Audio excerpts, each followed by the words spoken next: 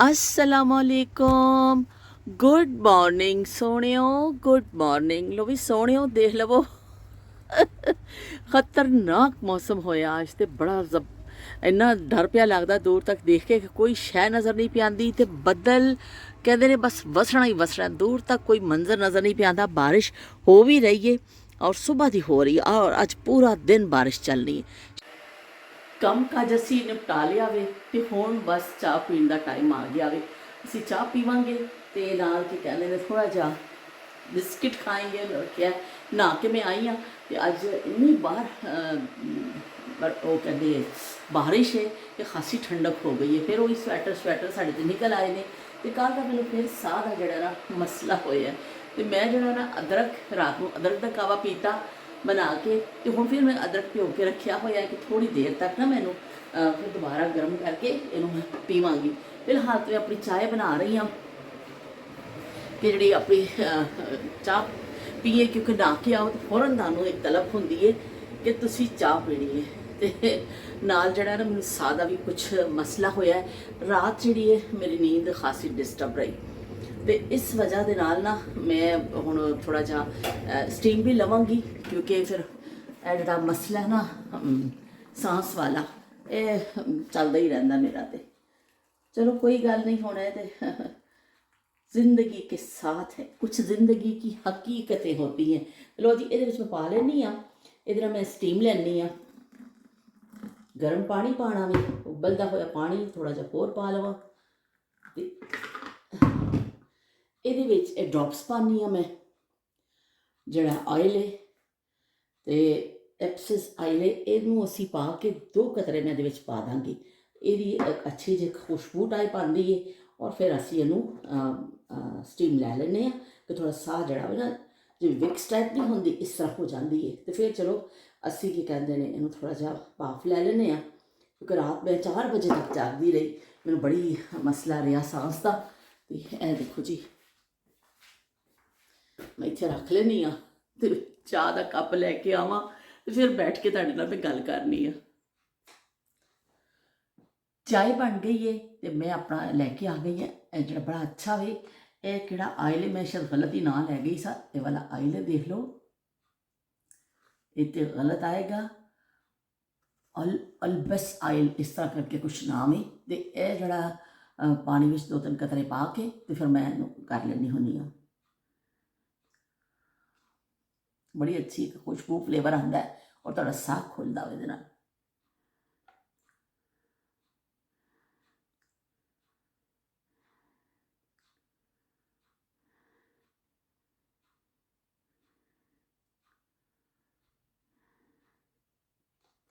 लो भाई ए जो तन्हाई का साथी, तन्हाई में अक्सर रातों, तन्हाई में अक्सर रातों में हम जिक्र तुम्हारा करते हैं, तन्हाई में अक्सर।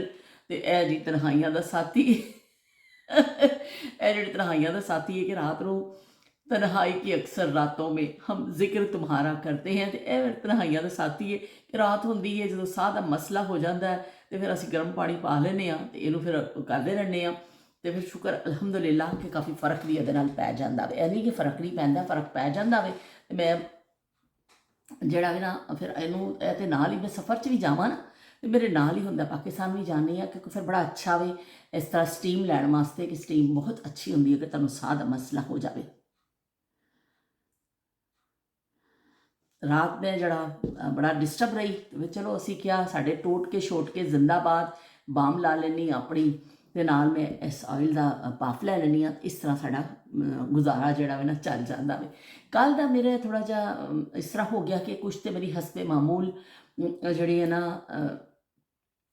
ब्लॉग बड़ा लंबा हो गया सी, बोलते बोलते मैंने एहसास ही ना होया कि फिर मैं इन्नी लंबी गल कर दी। तो मैं उत्ते थोड़ा कट लाया कि थोड़ा थोड़ा कट के ना तो मैं उन्होंने शॉर्ट कर देव उस ब्लॉग में, फिर बहुत लंबा हो रहा सी। तो जो मैं कट लाया कुछ कटिया पीस कुछ कहते वो जोड़न वास्ते स्पेस चाहिए सी। जो मैं फिर कुछ डिलीट कीतियां चीज़ां और फिर मैं जो किया तो पता चलिया तो काफ़ी चीज़ां तो मैं विचों डिलीट कर गई, जो लाड़ियाँ भी सन वो डिलीट हो गई। ਫਿਰ ਮੇਰੇ ਕੋਲ ਇੰਨਾ ਟਾਈਮ ਨਹੀਂ ਸੀ ਕਿ ਮੈਂ ਉਸ ਦੁਬਾਰਾ ਤੋਂ ਕੁਝ ਕਰਦੀ ਜਾਂ ਕੁਝ ਕਰਦੀ। ਮੈਂ ਕਿਹਾ ਚਲੋ ਬਈ ਹੁਣ ਜਾਣੇ ਦੋ ਜਾਣੇ ਦੋਸ ਜਾਣੇ ਦੋਸ ਬੱਸ ਭਰੀ ਹੁੰਦੀ ਹੈ ਨਾ, ਜੋ ਕੰਡਕਟਰ ਕਹਿੰਦਾ ਜਾਣੇ ਦੋਸ ਜਾਣੇ ਦੋਸ, ਤੇ ਜਾਣੇ ਦੋਸ ਫਿਰ ਅਸੀਂ ਕਿਹਾ ਵੀ ਚਲੋ ਵੀ ਇਸ ਤਰ੍ਹਾਂ ਹੀ ਜੋ ਹੈਗਾ ਇਹਨਾਂ ਲਾ ਦਿਓ, ਚਲੋ ਜਿਹੜੇ ਦੇਖਣ ਵਾਲੇ ਨੇ ਉਹ ਤੇ ਸਮਝ ਹੀ ਜਾਣਗੇ ਨਾ ਥੋੜ੍ਹਾ ਬਹੁਤ। ਤੇ ਬਹੁਤ ਸ਼ੁਕਰੀਆ ਤੁਸੀਂ ਸਾਰਿਆਂ ਨੇ ਕੀ ਕਹਿੰਦੇ ਨੇ ਮੁਹੱਬਤ ਭਰੇ ਕੀ ਕਹਿੰਦੇ ਨੇ ਕਮੈਂਟ ਕੀਤੇ, ਤੇ ਤੁਸੀਂ ਨਾਲ ਆਏ ਮੇਰੇ, ਤੇ ਇਸ ਤਰ੍ਹਾਂ ਮੈਨੂੰ ਮੌਕਾ ਮਿਲ ਜਾਂਦਾ ਹੈ ਥੋੜ੍ਹਾ ਜਿਹਾ ਨਾਯਾਬ ਜ਼ਮਾਨਿਆਂ ਵਿੱਚ ਜਾਣ ਦਾ। ਦੇਖੋ ਇਹ ਗੱਲ ਉਹੀ ਆ ਜਾਂਦੀ ਹੈ ਕਿ 10-15 ਮਿੰਟ ਤੁਸੀਂ ਕਿਸੇ ਵੀ ਅਹਿਦ ਦਾ, ਕਿਸੇ ਵੀ ਜ਼ਮਾਨੇ ਦਾ ਜ਼ਿਕਰ ਨਹੀਂ ਕਰ ਸਕਦੇ ਹੋ ਕਿ ਉਸ ਪੂਰੇ ਅਹਿਦ ਨੂੰ ਬਿਆਨ ਕਰਨਾ, ਉਹਦੇ ਲਈ ਥੋੜ੍ਹਾ ਜਿਹਾ ਟਾਈਮ ਤਾਂ ਚਾਹੀਦਾ ਹੁੰਦਾ ਵੇ। ਬਹਰਹਾਲ ਹੈ ਕਿ ਚਲੋ ਅਸੀਂ ਕੋਸ਼ਿਸ਼ ਕਰ ਰਹੇ ਹਾਂ ਘੱਟ ਤੋਂ ਘੱਟ ਮੁਖਤਸਰ ਵਕਤ ਵਿੱਚ ਅਸੀਂ ਜਿਹੜਾ ਨਾ ਇਹਨਾਂ ਜ਼ਮਾਨਿਆਂ ਦਾ ਜ਼ਿਕਰ ਕਰੀਏ। ਤੇ ਉਸ ਜਿਹੜਾ ਨਾਯਾਬ ਜ਼ਮਾਨਿਆਂ ਵਿੱਚ ਮੈਂ ਸੋਚ ਰਹੀ ਸਾਂ ਕਿ ਅੱਜ ਅਸੀਂ ਉਸ ਹਵਾਲੇ ਨਾਲ ਗੱਲ ਕਰ ਲਈ ਕਿ ਜਦੋਂ ਬੱਚਾ ਪੈਦਾ ਹੁੰਦਾ ਸੀ ਉਦੋਂ ਕਿੰਨਾ ਕੀ ਹੁੰਦਾ ਸੀ, ਕਿਸ ਤਰ੍ਹਾਂ ਇੱਕ ਹੁੰਦਾ ਸੀ। ਕਾਫੀ ਅਸੀਂ ਉਹ 'ਤੇ ਗੱਲ ਕਰਾਂਗੇ। ਅਗਰ ਮੈਂ ਥੋੜ੍ਹਾ ਮੌਜੂ ਰਹਿ ਵੀ ਗਿਆ ਨਾ ਤਾਂ ਅਸੀਂ ਬਾਕੀ ਕੱਲ੍ਹ ਫਿਰ ਡਿਸਕਸ ਕਰਾਂਗੇ, ਕਿਉਂਕਿ ਮੌਜੂ ਤਾਂ ਖਾਸਾ ਤਵੀਲ ਹੈ ਤੇ ਉਸ ਹਿਸਾਬ ਦੇ ਨਾਲ ਫਿਰ ਥੋੜ੍ਹੀ ਗੱਲ ਸਾਨੂੰ ਤਵੀਲ ਹੀ ਕਰਨੀ ਚਾਹੀਦੀ ਹੈ। ਪਰ ਮੈਂ ਕੀ ਕਰਾਂ, ਮੁਝੇ ਡਰ ਲੱਗਦਾ ਹੈ ਤੇ ਬਈ ਹੁਣ ਚਾਹ ਦਾ ਇੱਕ ਘੁੱਟ ਪੀ ਲੈਣ ਦਿਓ ਮੈਨੂੰ। ਤੇ ਨਾਯਾਬ ਜ਼ਮਾਨਿਆਂ 'ਚ ਇਸ ਤਰ੍ਹਾਂ ਹੁੰਦਾ ਸੀ ਕਿ ਜਦੋਂ ਬੱਚਾ ਪੈਦਾ ਹੁੰਦਾ ਸੀ ਹੌਸਪੀਟਲਸ ਬਹੁਤ ਘੱਟ ਲੋਕ ਜਾਂਦੇ ਸਨ। ਬਹੁਤ ਅਗਰ ਕੋਈ ਸ਼ਹਿਰ 'ਚ ਹੈਗਾ ਵੇ ਤਾਂ ਚਲੋ ਵੀ ਹੌਸਪੀਟਲ ਵੀ ਕੋਈ ਬਹੁਤ ਆਲਾ ਵਾਲੇ ਨਹੀਂ ਹੁੰਦੇ ਸਨ, ਇਸ ਤਰ੍ਹਾਂ ਸਰਕਾਰੀ ਹਸਪਤਾਲ ਹੁੰਦੇ ਸਨ, ਉਹਨਾਂ ਵਿੱਚ ਔਰਤਾਂ ਚਲੀਆਂ ਜਾਂਦੀਆਂ ਸਨ, ਚਲੋ ਨਜ਼ਦੀਕ ਤਰੀਨ ਹੈ। ਲੇਕਿਨ ਵੈਸੇ ਜ਼ਿਆਦਾਤਰ ਦਾਈ ਆਉਂਦੀ ਸੀ, ਦਾਈ ਜਿਹੜੀ ਹੈ ਨਾ ਉਹ ਡਿਲੀਵਰੀ ਕਰਾਉਂਦੀ ਸੀ ਕਿ ਫਿਰ ਉਹ ਬੱਚੇ ਨੂੰ ਮਤਲਬ ਡਿਲੀਵਰ ਕਰਾਉਣਾ, ਔਰ ਉਸ ਤੋਂ ਬਾਅਦ ਫਿਰ ਉਹਨੂੰ ਲਪੇਟਣਾ ਕਰਨਾ, ਜੋ ਵੀ ਚੀਜ਼ਾਂ ਹੁੰਦੀਆਂ ਸਨ ਉਹ ਦਾਈ ਕਰਦੀ ਹੁੰਦੀ ਸੀ। ਉਸ ਜ਼ਮਾਨੇ 'ਚ ਦਾਈਆਂ ਬੜੀਆਂ ਮਸ਼ਹੂਰ, ਮਤਲਬ ਮਸ਼ਹੂਰ ਤੋਂ ਮੁਰਾਦ ਹੈ ਕਿ ਬੜੀਆਂ ਸਿਆਣੀਆਂ ਹੁੰਦੀਆਂ ਸਨ। ਕਿ ਅੱਜ ਤੇ ਤੁਸੀਂ ਦੇਖੋ ਕਿ ਡਾਕਟਰ ਤੁਹਾਨੂੰ ਦੇਖ ਕੇ ਦੱਸਦੇ ਨੇ ਤੁਹਾਡਾ ਇੰਨੇ ਵੀਕ ਰਹਿ ਗਿਆ, ਇੰਨੇ ਵੀਕ, ਇਸ ਤਰ੍ਹਾਂ ਦੀਆਂ ਚੀਜ਼ਾਂ ਡਾਕਟਰ ਤੁਹਾਨੂੰ ਦੱਸ ਰਹੇ ਹੁੰਦੇ ਨੇ। ਲੇਕਿਨ ਉਸ ਜ਼ਮਾਨੇ ਵਿੱਚ ਦਾਈ ਐਸਾ ਅਲਟਰਾਸਾਊਂਡ ਵੀ ਸੀ, ਸਭ ਕੁਝ ਸੀ, ਬਸ ਉਹ ਤੁਹਾਨੂੰ ਉਹ ਤਾਂ ਨਹੀਂ ਦੱਸ ਸਕਦੇ ਸਨ, ਲੇਕਿਨ ਉਹਦੇ ਅੰਦਾਜ਼ੇ ਬੜੇ ਅੱਛੇ ਹੁੰਦੇ ਸਨ। ਜਿਨਸ ਨਹੀਂ ਦੱਸੀ ਜਾ ਸਕਦੀ ਸੀ, ਲੇਕਿਨ ਵੈਸੇ ਦੱਸ ਦਿੰਦੀਆਂ ਸਨ ਕਿ ਬਈ ਠੀਕ ਹੈ, ਬੱਚਾ ਸਿੱਧਾ ਵੇ, ਬੱਚਾ ਗਲਤ ਪੋਜੀਸ਼ਨ 'ਚ ਵੇ, ਜੋ ਵੀ ਕੰਡੀਸ਼ਨ ਹੁੰਦੀ ਸੀ ਉਹ ਕਾਫੀ ਸਿਆਣੀਆਂ ਹੁੰਦੀਆਂ ਸਨ। ਉਹ ਘਰਾਂ ਵਿੱਚ ਡਿਲੀਵਰੀਆਂ ਹੁੰਦੀਆਂ ਸਨ ਬਤਵਾਤਰ, ਕਿਉਂਕਿ ਮੁਹੱਲਿਆਂ 'ਚ ਹੀ ਰਹਿੰਦੀਆਂ ਸਨ ਉਹ, ਅਤੇ ਉਹ ਫਿਰ ਚੱਕਰ ਲਾਉਂਦੀਆਂ ਰਹਿੰਦੀਆਂ ਸੀ। ਜਿਹੜੀ ਹਮਲਾ ਔਰਤਾਂ ਹੁੰਦੀਆਂ ਸਨ ਉਹਨਾਂ ਦੇ ਕੋਲ ਫਿਰ ਉਹ ਬਾਕਾਇਦਗੀ ਦੇ ਨਾਲ ਕਿਸੇ ਦੀ ਮਾਲਿਸ਼ ਕਰ ਦੇਣੀ ਆ ਕੇ, ਕਿਸੇ ਦੀ ਸਿਰ ਚੱਸ ਦੇਣਾ, ਕਿਸੇ ਦਾ ਥੋੜ੍ਹਾ ਜਿਹਾ ਇਸ ਤਰ੍ਹਾਂ। ਉਹ ਬੱਚੇ ਦੀ ਪੈਦਾਇਸ਼ ਤੋਂ ਪਹਿਲਾਂ ਵੀ ਚੱਕਰ ਲਾਉਂਦੀਆਂ ਰਹਿੰਦੀਆਂ ਸਨ ਕਿ ਤਾਂ ਕਿ ਅਸੀਂ ਦੇਖਦੇ ਰਹੀਏ, ਚੈੱਕ ਕਰਦੇ ਰਹੀਏ ਕਿ ਬਈ ਕੀ ਕਹਿੰਦੇ ਨੇ ਤਬੀਅਤ ਠੀਕ ਰਹੇ। ਉਸ ਤੋਂ ਬਾਅਦ ਜਦੋਂ ਬੱਚਾ ਫਿਰ ਦਾ ਟਾਈਮ ਹੁੰਦਾ ਸੀ ਡਿਲੀਵਰ ਹੁੰਦਾ, ਫਿਰ ਉਹ ਦਾਈ ਹੀ ਘਰ ਵਿੱਚ ਬਗੈਰ ਹੁਕਮ ਵੀ, ਕੋਈ ਹਸਪੀਟਲ ਨਹੀਂ ਜਾਣਾ ਪੈਂਦਾ ਸੀ, ਕੁਛ ਨਹੀਂ, ਔਰਤਾਂ ਘਰਾਂ ਵਿੱਚ ਹੀ ਜਿਹੜਾ ਨਾ ਬੱਚੇ ਡਿਲੀਵਰ ਹੋ ਜਾਂਦੇ ਸਨ। ਫਿਰ ਜੋ ਬੱਚੇ ਹੁੰਦੇ ਸਨ ਫਿਰ ਉਹਨਾਂ ਦੀ ਥੋੜ੍ਹੀ ਬਹੁਤ ਮਾਲਿਸ਼ ਕਰਨੀ। ਔਰਤ ਨੂੰ ਬੜਾ 40 ਦਿਨ ਛਿਲਾ ਦਾ ਲਫ਼ਜ਼ ਹੁੰਦਾ ਸੀ, ਛਿਲਾ ਕਿਹਾ ਜਾਂਦਾ ਸੀ ਕਿ ਵੀ ਛਿਲਾ ਨਾਲ, ਛਿਲਾ ਹੁੰਦਾ ਸੀ 40 ਦਿਨ ਔਰਤ ਨੂੰ ਮਹੀਨੇ ਤੋਂ ਉੱਪਰ ਕੁਛ ਦਿਨ ਕਰੀਦੇ ਸਨ ਕਿ ਵਿੱਚ ਪੂਰਾ 40ਵਾਂ ਮਰਨ ਵਾਲਿਆਂ ਦੇ ਹਿਸਾਬ ਦਾ 40ਵਾਂ ਨਹੀਂ ਹੋਣਾ, ਇੱਥੋਂ 1-2 ਦਿਨ ਘੱਟ ਕਰ ਲਵੋ, ਲੇਕਿਨ ਕਹਿਣ 'ਚੋਂ 40ਵਾਂ ਹੀ ਆਉਂਦਾ ਸੀ। ਛਿਲੇ ਵਿੱਚ ਹੀ ਔਰਤ, ਜਦੋਂ ਔਰਤ ਛਿਲੇ ਵਿੱਚ ਹੁੰਦੀ ਸੀ ਤੇ ਫਿਰ ਉਹਨੂੰ ਬਾਹਰ ਵੀ ਨਹੀਂ ਉਹਨੇ ਜਾਣਾ ਹੁੰਦਾ ਸੀ ਕਿ ਬਈ ਬਹੁਤ ਜ਼ਿਆਦਾ ਅਸੀਂ ਜਗ੍ਹਾ 'ਤੇ ਨਹੀਂ ਜਾਣਾ, ਘੁੰਮਣ ਫਿਰਨ, ਮਤਲਬ ਕਿਸੇ ਦੇ ਘਰ ਨਹੀਂ ਜਾਣਾ, ਕੋਈ ਤਕਰੀਬ ਇੱਕ ਘਰ ਵਿੱਚ ਹੀ ਔਰਤ ਰਹਿੰਦੀ ਸੀ। ਔਰ ਫਿਰ ਉਹਨੂੰ ਕਿ ਬੱਚੇ ਨੂੰ ਵੀ ਘਰ 'ਚ ਹੀ ਰੱਖਿਆ ਜਾਂਦਾ ਸੀ। ਛਿਲੇ ਵਿੱਚ ਜਦੋਂ ਹੁੰਦਾ ਸੀ ਉਦੋਂ ਬੜੀ ਇਹਤਿਆਤ ਕੀਤੀ ਜਾਂਦੀ ਸੀ। ਅੱਜ ਕੱਲ੍ਹ ਤਾਂ ਇੰਨੀ ਮਜਬੂਰੀਆਂ ਆ ਗਈਆਂ ਨੇ ਔਰਤਾਂ ਦੀਆਂ, ਇੱਧਰ ਬੱਚੇ ਡਿਲੀਵਰ ਹੁੰਦੇ ਨੇ ਔਰ ਦੂਸਰੇ ਦਿਨ ਉਹਨਾਂ ਨੇ ਵਿਚਾਰੀਆਂ 2-4 ਦਿਨ ਬਾਅਦ ਜੋਬ 'ਤੇ ਜਾਣਾ ਹੁੰਦਾ, ਹਫ਼ਤੇ 10 ਦਿਨ ਬਾਅਦ, ਅਤੇ ਉਹ ਜੋਬਸ ਵੀ ਕਰਦੀਆਂ ਨੇ ਜਾਂ ਜ਼ਿਆਦਾ ਮਹੀਨੇ ਦੀ ਛੁੱਟੀ ਲੈ ਲੈਂਦੀਆਂ ਨੇ। ਉਸ ਜ਼ਮਾਨੇ ਵਿੱਚ ਬਹੁਤ ਜ਼ਿਆਦਾ ਇਹਤਿਆਤ ਹੁੰਦੀ ਸੀ। ਅਤੇ ਉਸ ਤੋਂ ਬਾਅਦ ਫਿਰ ਔਰਤ ਨੂੰ ਕੀ ਕਹਿੰਦੇ ਨੇ ਜਿਹੜਾ ਨਾ ਛਿਲਾ ਫਿਰ ਬਾਕਾਇਦਾ ਨਹਾਤਾ ਜਾਂਦਾ ਸੀ। ਉਸ ਦਿਨ ਥੋੜ੍ਹੀ ਜਿਹੀ ਮਿਠਾਈ ਜਾਂ ਕੋਈ ਮਿੱਠੀ ਚੀਜ਼ ਘਰ 'ਚ ਪੱਕ ਜਾਂਦੀ ਹੁੰਦੀ ਸੀ, ਜਾਂ ਮਿਠਾਈ ਜਿਵੇਂ ਕਰੀਬੀ ਕੋਈ ਲੋਕ ਹੋਏ ਨੇ, ਚਲੋ ਵੀ ਮਿਠਾਈ ਵੰਡਦੀ ਵੀ ਛਿਲਾ ਨਹਾਤਾ ਵੇ, ਜਾਂ ਕੋਈ ਮਿੱਠੀ ਚੀਜ਼ ਪਕਾ ਕੇ ਸਭ ਨੇ ਮੂੰਹ ਮਿੱਠਾ ਕਰ ਲਿਆ ਕਿ ਬਖੈਰੋ ਆਫੀਅਤ ਇਹ ਸਾਰਾ ਟਾਈਮ ਗੁਜ਼ਰਿਆ, ਬੱਚਾ ਵੀ ਕੁਛ ਹੱਥਾਂ 'ਚ ਆਉਣ ਜੋਗਾ ਹੋ ਜਾਂਦਾ ਸੀ, ਅਤੇ ਇਸ ਤਰ੍ਹਾਂ ਖੁਸ਼ੀ ਦਾ ਇਜ਼ਹਾਰ ਕੀਤਾ ਜਾਂਦਾ ਸੀ। ਪਰ ਉਹ ਜਿਹੜੀ ਛਿਲੇ 'ਚ ਔਰਤ ਹੁੰਦੀ ਸੀ ਉਹਨੂੰ ਬੜੀ ਇਹਤਿਆਤ ਕਰਨੀ ਹੁੰਦੀ ਸੀ। ਠੰਡਾ ਪਾਣੀ ਵੀ ਉਹਨੂੰ ਪੀਣ ਨੂੰ ਦਿੱਤਾ ਜਾਂਦਾ ਸੀ, ਚਾਹੇ ਕਿੰਨੀ ਗਰਮੀ ਹੈ, ਵੀ ਮਰ ਜਾਓ ਤੁਸੀਂ ਗਰਮੀ ਨਾਲ, ਪਾਣੀ ਠੰਡਾ ਨਹੀਂ ਪੀਣਾ ਪਾਣੀ ਠੰਡਾ ਨਹੀਂ ਦੇਣਾ, ਵੀ ਤੁਹਾਡਾ ਜਿਸਮ ਫੁੱਲ ਜਾਏਗਾ। ਫਿਰ ਜਿਹੜਾ ਪੇਟ ਦੇ ਏਰੀਆ ਜਿਹੜਾ ਹੁੰਦਾ ਵੇ ਉੱਥੇ ਮਲਮਲ ਦਾ ਦੁਪੱਟਾ ਜਾਂ ਕੋਈ ਕੱਪੜਾ ਇਸ ਤਰ੍ਹਾਂ ਨਰਮ ਲੈ ਕੇ ਨਾ ਤੇ ਉਹ ਦਾਈਆਂ ਫਿਰ ਕੱਸ ਕੇ ਬੰਨ੍ਹ ਦਿੰਦੀਆਂ ਹੁੰਦੀਆਂ ਸਨ, 2-4 ਵਲੇਟੇ ਦੇ ਕੇ ਚੰਗੀ ਤਰ੍ਹਾਂ, ਕਹਿਣਾ ਕਿ ਇਹ ਜਿਹੜਾ ਨਾ ਜਿਸਮ ਖੁੱਲ੍ਹੇਗਾ ਨਹੀਂ, ਕਿਉਂਕਿ ਬਹੁਤ ਜ਼ਿਆਦਾ ਜਿਹੜਾ ਥੋੜਾ ਸ਼ੇਪ ਵਿਗੜੀ ਹੁੰਦੀ ਹੈ ਔਰਤਾਂ ਦੀ, ਤਾਂ ਫਿਰ ਸ਼ੇਪ ਵਿੱਚ ਆ ਜਾਏਗਾ। ਅੱਛਾ ਸਵਾ ਮਹੀਨਾ ਪੂਰਾ ਜਿਹੜਾ ਨਾ ਦਾਈ ਉਹ ਫਿਰ ਆ ਕੇ ਮਸਾਜ ਕਰਦੀ ਸੀ ਅਤੇ ਉਹ ਦੁਪੱਟੇ ਦੇ ਨਾਲ ਜਿਹੜਾ ਨਿਚਲਾ ਪੋਰਸ਼ਨ ਹੁੰਦਾ ਪੇਟ ਦਾ, ਉਹ ਸਾਰਾ ਚੰਗੀ ਤਰ੍ਹਾਂ ਕੱਸ ਕੇ ਬੰਨ੍ਹ ਦਿੱਤਾ ਜਾਂਦਾ ਸੀ। ਉਹਦੀ ਰੋਜ਼ਾਨਾ ਦੇ ਹਿਸਾਬ ਨਾਲ ਉਹਦੀ ਮਾਲਿਸ਼ ਹੁੰਦੀ ਸੀ, ਸਿਰ 'ਚ ਤੇਲ ਚੱਸਿਆ ਜਾਂਦਾ ਸੀ, ਬੱਚੇ ਦੀ ਵੀ ਨਾਲ ਮਾਲਿਸ਼ ਹੁੰਦੀ ਸੀ ਔਰ ਸਿਰ 'ਚ ਤੇਲ ਚੱਸ ਕੇ ਉਹਨੂੰ ਅਤੇ ਫਿਰ ਉਹਨੂੰ ਫਿਰ ਥੋੜ੍ਹੀ ਦੇਰ ਬਾਅਦ ਪਾਣੀ ਗਰਮ ਕਰਕੇ ਫਿਰ ਉਹ ਨਹਾ ਲੈਂਦੀ ਸੀ। ਲੇਕਿਨ ਇਸ ਤਰ੍ਹਾਂ ਫਿਰ ਉਹਦੀ ਬੜੀ ਮਾਲਿਸ਼ ਦੇ ਹਿਸਾਬ ਦੇ ਨਾਲ, ਖੁਰਾਕ ਦੇ ਹਿਸਾਬ ਦੇ ਨਾਲ ਉਧਰ ਦੇਸੀ ਘਿਓ ਦੇ ਹਲਵੇ ਪੱਕਦੇ ਸਨ।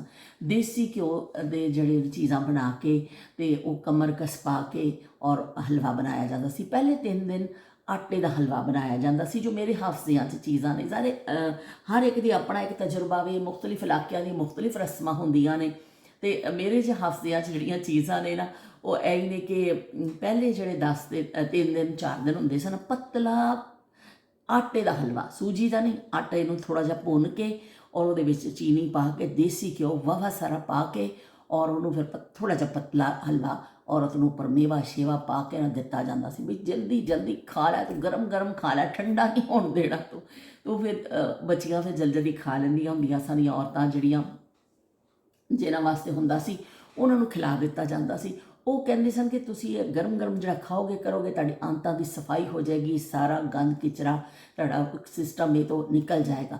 ਬਹਿਰਹਾਲ ਹੈ ਵੀ ਕਿ ਬੜੀ ਇਹਤਿਆਤ ਖਾਣ ਪੀਣ ਦੇ ਹਵਾਲੇ ਦੇ ਨਾਲ ਅਤੇ ਨਾਲ ਜਿਹੜਾ ਵੇ ਮਾਲਿਸ਼ ਦੇ ਹਵਾਲੇ ਦੇ ਨਾਲ ਔਰਤ ਦੀ ਬਹੁਤ ਜ਼ਿਆਦਾ ਕੇਅਰ ਕੀਤੀ ਜਾਂਦੀ ਸੀ ਕਿ ਉਹਨੂੰ ਮਸਾਜ ਹੋਣਾ ਵੀ। ਉਹ ਦਾਈਆਂ ਫਿਰ ਇੰਨੀਆਂ ਟ੍ਰੇਨਡ ਹੁੰਦੀਆਂ ਸਨ, ਇੰਨੀਆਂ ਜ਼ਿਆਦਾ ਕਿ ਉਹ ਨੱਪਦੀਆਂ ਸਨ, ਆ ਕੇ ਕੁੱਟਦੀਆਂ ਸਨ, ਸਿਰ ਨੂੰ ਇਸ ਤਰ੍ਹਾਂ ਕਰਕੇ ਮਾਲਿਸ਼ ਕਰਦੀਆਂ ਸਨ। ਬੜਾ ਬਈ ਉਹ ਬਹੁਤ ਜ਼ਿਆਦਾ ਟ੍ਰੇਨਡ ਹੁੰਦੀਆਂ ਸਨ ਕਿ ਬੱਚੇ ਨੂੰ ਵੀ ਨਾਲ ਦੇਖਣਾ ਉਹਨਾਂ ਨੇ ਆ ਕੇ, ਅਤੇ ਨਾਲ ਫਿਰ ਉਹਨਾਂ ਦਾ ਇੱਕ ਰੋਜ਼ਗਾਰ ਸੀ ਕਿ ਉਹਨਾਂ ਨੂੰ ਵੀ 4 ਪੈਸੇ ਮਿਲਦੇ ਸਨ, ਕਿ ਇੱਕ ਰੋਜ਼ਗਾਰ ਸੀ। ਔਰ ਦਾਈ ਦੀ ਬੜੀ ਡਿਮਾਂਡ ਸੀ।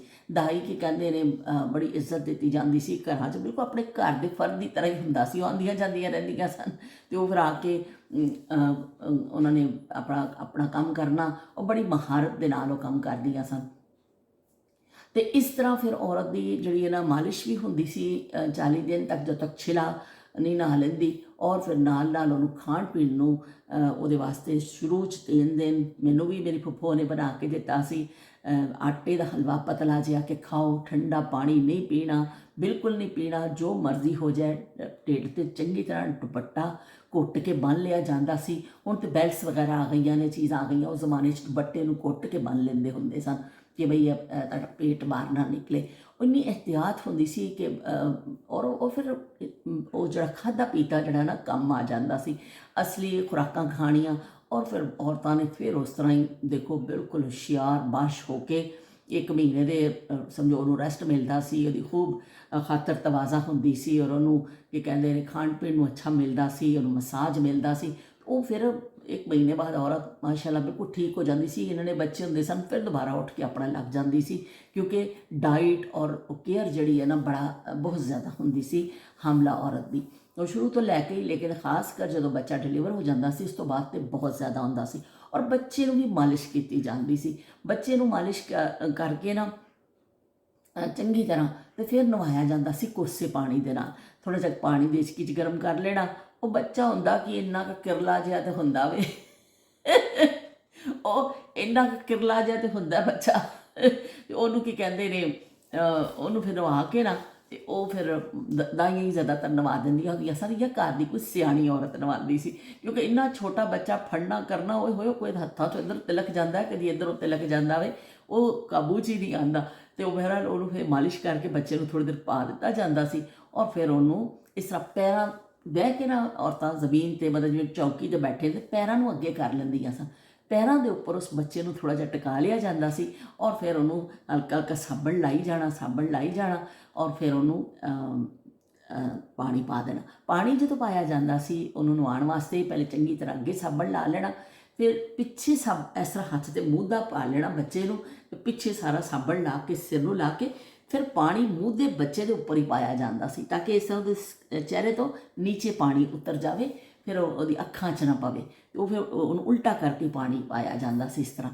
ਤੇ ਬੜੀ ਬੱਚਿਆਂ ਨੂੰ ਨਹਾਉਣ ਦੀ ਵੀ ਬੜੀ ਮਹਾਰਤ ਹੁੰਦੀ ਸੀ। ਨਹਾ ਕੇ ਬੱਚੇ ਨੂੰ ਤੇ ਚਲੋ ਜੀ ਫਿਰ ਬੱਚੇ ਨੂੰ ਕੱਪੜੇ ਪਾ ਕੇ ਵਲੇਟ ਦੇਣਾ। ਬੱਚੇ ਨੇ ਐਸੀ ਘੁੱਗੀ ਆਣੀ, ਉਹਨੂੰ ਐਸੀ ਕੁੱਕੀ ਚੜ੍ਹਦੀ ਸੀ, ਐਸੀ ਕੁੱਕੀ ਚੜ੍ਹਦੀ ਸੀ ਕਿ ਉਹ ਬਸ ਫਿਰ ਬੇਹੋਸ਼ ਹੋ ਕੇ ਸੁੱਤਾ ਰਹਿੰਦਾ ਸੀ। ਕਈ ਘੰਟੇ ਹੋਸ਼ ਨਹੀਂ ਉਹਨੂੰ ਆਉਂਦੀ ਸੀ ਬਿਲਕੁਲ। ਅੱਜ ਕੱਲ੍ਹ ਦੇ ਬੱਚੇ ਵੀ ਪਤਾ ਨਹੀਂ ਕਿਸ ਕਿਸਮ ਦੇ ਪੈਦਾ ਹੋ ਰਹੇ ਨੇ ਦੁਨੀਆ ਵਿੱਚ, ਤੇ ਉਹ ਪੈਦਾ ਹੁੰਦੇ ਹੀ ਅੱਖਾਂ ਖੋਲ੍ਹ ਲੈਂਦੇ ਨੇ ਤੇ ਉਹ ਦੁਨੀਆ ਨੂੰ ਦੇਖਣ ਲੱਗ ਪੈਂਦੇ ਨੇ, ਕੈਸੀ ਮਖਲੂਕ ਦੁਨੀਆ 'ਚ ਆ ਰਹੀ ਹੈ। ਹੁਣ ਤੇ ਸਮਝ ਹੀ ਨਹੀਂ ਆਉਂਦਾ। ਉਸ ਜ਼ਮਾਨੇ ਦੇ ਬੱਚੇ ਮਹੀਨਾ ਅੱਖਾਂ ਹੀ ਨਹੀਂ ਪੱਟਦੇ ਸਨ। ਜਦੋਂ ਅੱਖ ਖੋਲ੍ਹਣੀ ਕਿਸੇ ਬੱਚੇ ਨੇ, ਫਟਾਫਟ ਸਾਰਿਆਂ ਨੇ ਇਕੱਠੇ ਹੋ ਜਾਣਾ ਕਿ ਅੱਖਾਂ ਖੁੱਲ੍ਹ ਗਈਆਂ ਦੇਖੋ ਬੱਚੇ ਨੂੰ। ਤੇ ਬੱਚਾ ਵੀ ਜ਼ਿਆਦਾਤਰ ਸੁੱਤਾ ਹੀ ਰਹਿੰਦਾ ਸੀ। ਥੋੜ੍ਹਾ ਜਿਹਾ ਹਿਲਿਆ ਕੀਤਾ ਤੇ ਚਲੋ ਦੁੱਧ ਪੀਤਾ ਤੇ ਫਿਰ ਸੌਂ ਗਿਆ, ਤੇ ਉਹਦੀ ਨੈਪੀ ਚੇਂਜ ਹੋ ਗਈ। ਔਰ ਇਸ ਤਰ੍ਹਾਂ ਫਿਰ ਉਹ ਬੱਚੇ ਜਿਹੜੇ ਨਾ ਸਵਾ ਮਹੀਨੇ 'ਚ ਹੀ ਉਹ ਕੇਅਰ ਦੇ ਨਾਲ, ਮਾਲਿਸ਼ ਦੇ ਨਾਲ, ਮਾਲਿਸ਼ ਬੜੀ ਜ਼ਰੂਰੀ ਹੁੰਦੀ ਸੀ, ਬੱਚਿਆਂ ਨੂੰ ਜ਼ਰੂਰ ਕੀਤੀ ਜਾਂਦੀ ਸੀ। ਕਹਿੰਦੇ ਸਨ ਕਿ ਇਹਨੂੰ ਕੀ ਕਹਿੰਦੇ ਨੇ, ਬੱਚਾ ਵੀ ਥੱਕ ਜਾਂਦਾ ਲੇਟੇ ਲੇਟੇ, ਤੇ ਬੱਚੇ ਨੂੰ ਵੀ ਥੋੜ੍ਹੀ ਜਿਹੀ ਮਸਾਜ ਕਰ ਦਿਓ ਤਾਂ ਕਿ ਥੋੜ੍ਹਾ ਜਿਹਾ ਵਿਚਾਰਾ ਲੇਟਿਆ ਦਾ ਕਹਿ ਤਾਂ ਨਹੀਂ ਸਕਦਾ, ਪਰ ਤੁਸੀਂ ਖੁਦ ਸੋਚੋ, ਤੁਸੀਂ ਸਾਰਾ ਦਿਨ ਜੇ ਸਿੱਧੇ ਲੇਟੇ ਰਹੋਗੇ ਤੁਹਾਡਾ ਕੀ ਹਾਲ ਹੋਏਗਾ। ਪਾਸਾ ਵੀ ਤੁਸੀਂ ਨਾ ਲੈ ਸਕੋ। ਤੇ ਉਹ ਫਿਰ ਇਹੀ ਹੁੰਦਾ ਸੀ ਕਿ ਬੱਚੇ ਜਿਹੜੇ ਨੇ ਛੋਟੇ, ਉਹ ਫਿਰ ਇਸ ਤਰ੍ਹਾਂ ਉਹਨਾਂ ਨੂੰ ਮਾਲਿਸ਼ ਕੀਤੀ ਜਾਂਦੀ ਸੀ। ਔਰ ਦਾਈਆਂ ਦਾ ਬਈ ਮਹਾਰਤ ਸੀ। ਕੋਈ ਬੱਚਾ ਅਗਰ ਕੀ ਕਹਿੰਦੇ ਵਕਤ ਤੋਂ ਪਹਿਲਾਂ ਦੁਨੀਆ ਵਿੱਚ ਆ ਜਾਂਦਾ ਸੀ ਤਾਂ ਉਹਦੇ ਲਈ ਵੀ ਬੜੀ ਕੇਅਰ ਹੁੰਦੀ ਸੀ, ਉਹਨੂੰ ਬੜਾ ਸੰਭਾਲਿਆ ਜਾਂਦਾ ਸੀ, ਔਰ ਉਹਨੂੰ ਬੜਾ ਤਰੀਕੇ ਦੇ ਨਾਲ ਕਿ ਵੀ ਯਾਨੀ ਕਿ ਹਸਪੀਟਲ ਤੇ ਸਾਰੇ ਜ਼ਮਾਨੇ 'ਚ ਹੁੰਦੇ ਹੀ ਨਹੀਂ ਸਨ। ਜ਼ਿਆਦਾਤਰ ਜਿਹੜੇ ਸਤਮਾਹੀ ਬੱਚੇ ਹੋ ਜਾਂਦੇ ਨਾ, 7 ਮਹੀਨੇ 'ਚ ਬੱਚੇ ਜਿਹੜੇ ਡਿਲੀਵਰ ਹੋ ਜਾਂਦੇ ਸਨ, ਉਹਨਾਂ ਦੀ ਬਹੁਤ ਜ਼ਿਆਦਾ ਕੇਅਰ ਕੀਤੀ ਜਾਂਦੀ ਸੀ। ਅਤੇ 7 ਮਹੀਨੇ ਦੇ ਬੱਚਿਆਂ ਦੀ ਇੱਕ ਤਾਜ਼ਾ ਤਰੀਨ ਮਿਸਾਲ ਤੁਹਾਡੇ ਸਾਹਮਣੇ ਬੈਠੀ ਹੈ ਕਿ ਮੈਂ ਵੀ 7 ਮਹੀਨੇ ਦੀ ਜਿਹੜਾ ਨਾ ਉਸ ਪੀਰੀਅਡ 'ਚ ਪੈਦਾ ਹੋ ਗਈ ਸਾਂ। तो सब कहते सन कि इन्नी सारी तू हैगी सा, बस एक बालिश जिन्नी इन्नी, बस हाथ जिन्नी तली जिन्नी इन्ना। और फिर सारे कहते सन कि कुड़ी हुई है पर इन्हें मर जाना, बचना कोई नहीं है इन्नी कुए। तो सारे बस रोज़ असी आस में होंगे सन कि खबर आई कि आई, तो यह बस गई कि गई। पर वो दाइयां जड़ियां सन इन्नियां सियाणियां होंदियां सन, उन्होंने रूह दे विच फिर ऐसे बच्चे नूं लपेटिया जांदा सी। देसी रूह हुंदा सी, ਉਹਦੇ ਵਿੱਚ ਫਿਰ ਦੇਸੀ ਰੂਹ ਦੀ ਬਣਾ ਕੇ ਇੱਕ ਪਤਲੀ ਜੀ ਤਹਿ ਚਾਦਰ ਟਾਈਪ ਦੀ ਰੂਹ ਨੂੰ ਸਿੱਧਾ ਕਰਦੇ ਜਾਣਾ ਇਸ ਤਰ੍ਹਾਂ, ਔਰ ਉਹਦੇ ਵਿੱਚ ਫਿਰ ਬੱਚੇ ਨੂੰ ਲਪੇਟਿਆ ਜਾਂਦਾ ਸੀ। ਫਿਰ ਉੱਪਰ ਉਹਨੂੰ ਕੱਪੜੇ ਪਾਏ ਜਾਂਦੇ ਸਨ ਕਿ ਗਰਮਾਈ ਮਿਲ ਜਾਏ ਔਰ ਬਸ ਬਈ ਇਹਦਾ ਸਿਸਟਮ ਚੱਲਦਾ ਰਹੇ।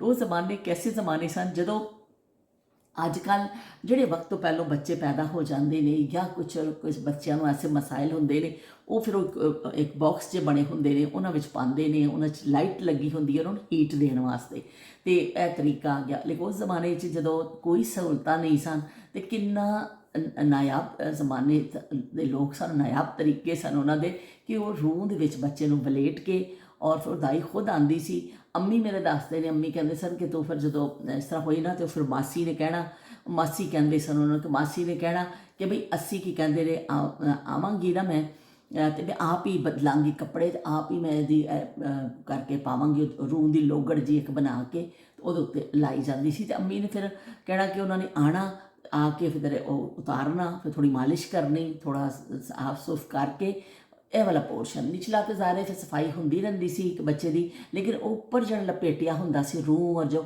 ਉਹ ਫਿਰ ਆ ਕੇ ਖੁਦ ਹੀ ਕਰਦੀਆਂ ਸਨ। ਇੰਨੀਆਂ ਅੱਛੀਆਂ ਦਾਈਆਂ ਕਿ ਬਈ ਕਹਿੰਦੇ ਵੀ ਅਸੀਂ ਤੇ ਸਾਰੇ ਕਹਿੰਦੇ ਸਨ ਮੇਰੇ ਚਾਚਾ ਜੀ ਅੱਲਾ ਜੰਨਤ ਨਸੀਬ ਕਰੇ, ਹੱਸਦੇ ਹੁੰਦੇ ਸਨ ਬਾਸ ਦਫਾ ਕਿ ਅਸੀਂ ਆਵਾਜ਼ ਦੇ ਕੇ ਰੋਜ਼ ਪੁੱਛਣਾ ਕਿ ਹੈਗੀ ਇਹ ਬੱਚੀ ਕਿ ਮਰ ਗਈ ਹੈ, ਕਿ ਬਈ ਰੋਜ਼ ਹੁੰਦਾ ਸੀ ਸਾਰਿਆਂ ਨੂੰ ਕਿ ਬਸ ਅੱਜ ਖਬਰ ਆਈ ਕਿ ਆਈ, ਪਰ ਇਹ ਵੀ कि बस जिसे अल्लाह रखे उसे कौन चखे। उस बच्ची ने 7 महीने की बच्ची ने एक दिन एक यूट्यूबर बनना सी, तो बई किस तरह उन्होंने कोई मार सकता सी।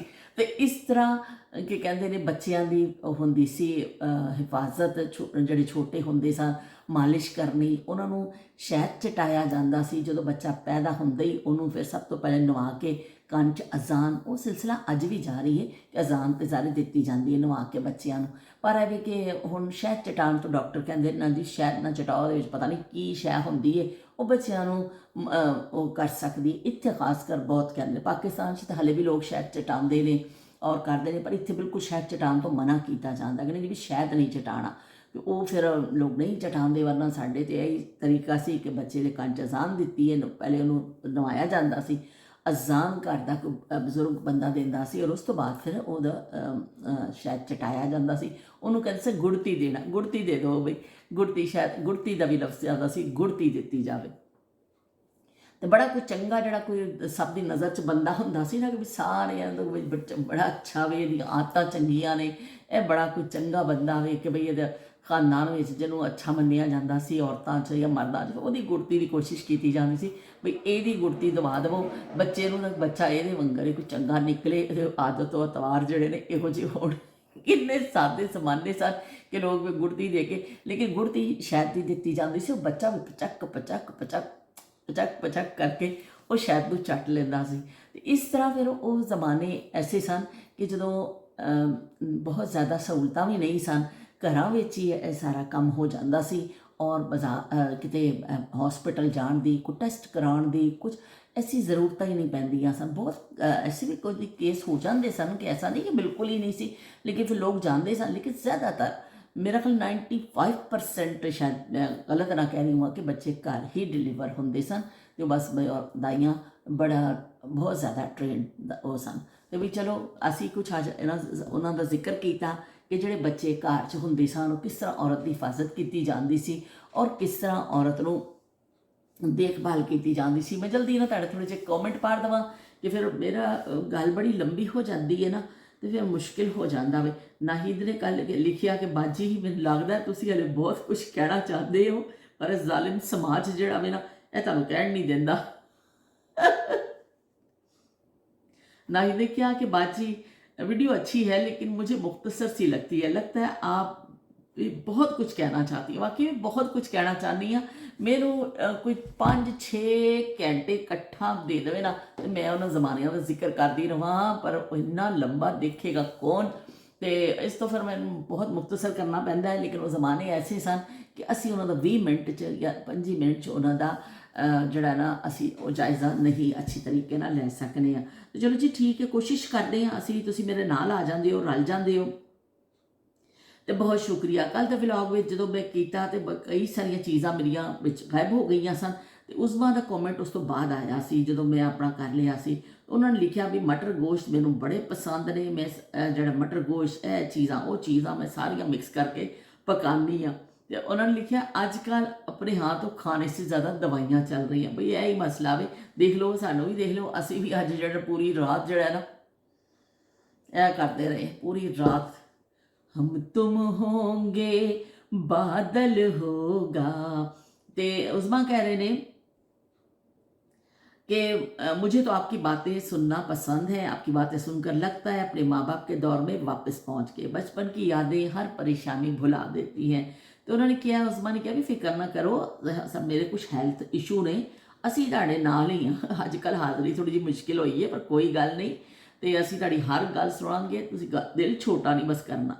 तो मैं उन्होंने कहा कि मैं भी तुहाडी गल तो हौसला फड़नी आ, तो तुसीं मेरी गल तो हौसला ਜਦੋਂ ਮੈਂ ਆਪਣੇ ਆਪ ਨੂੰ ਲੋ ਫੀਲ ਕਰਨੀ ਆ ਨਾ, ਮੈਨੂੰ ਤੁਹਾਡੀ ਗੱਲ ਨਾਲ ਹੌਸਲਾ ਮਿਲਦਾ। ਤੇ ਬਹੁਤ ਸ਼ੁਕਰੀਆ ਉਜ਼ਮਾ ਤੁਹਾਡੀਆਂ ਮੁਹੱਬਤਾਂ ਦਾ, ਕਿ ਤੁਸੀਂ ਕਿਹਾ ਤੁਹਾਡੇ ਨਾਲ ਹੀ ਰਵਾਂਗੇ। ਸੌਲਤ ਹੁਸੈਨ ਨੇ ਹਸਤੇ ਮਾਮੂਲ ਹਸਤੇ ਇਮੋਜੀ ਭੇਜੇ ਨੇ, ਤੇ ਉਜ਼ਮਾ ਨੇ ਲਿਖਿਆ ਹੈ ਵਾਲੇਕੁਮ ਅਸਲਾਮ ਪਿਆਰੀ ਬਾਜੀ। ਉਹਨਾਂ ਨੇ ਲਿਖਿਆ ਕਿ ਓਏ ਹੋਏ ਹੋਏ, ਕਹਿੰਦੇ ਮੈਨੂੰ ਇੱਕ ਦਫਾ ਬਚਪਨ ਦੀ ਚੋਟ ਦਾ ਤੁਸੀਂ ਜ਼ਿਕਰ ਕਰਕੇ ਮੇਰੇ ਦਿਲ ਦੇ ਉੱਤੇ ਨਾ ਛੁਰੀਆਂ ਚਲਾ ਦਿੱਤੀਆਂ ਨੇ। ਤੇ ਉਹਨਾਂ ਨੇ ਲਿਖਿਆ ਬਚਪਨ 'ਚ ਮੈਨੂੰ ਇੱਕ ਇੱਕ ਲੱਗੀ ਹੋਈ ਇੱਕ ਇੱਕ ਸੱਟ ਜਿਹੜੀ ਹੈ ਨਾ ਯਾਦ ਹੈ, ਕਿ ਬਚਪਨ 'ਚ ਉਹਨਾਂ ਨੇ ਕਿਹਾ ਮੈਂ ਇੱਕ ਦਫਾ ਖੂਹ 'ਚ ਡਿੱਗ ਪਈ ਸਾਂ,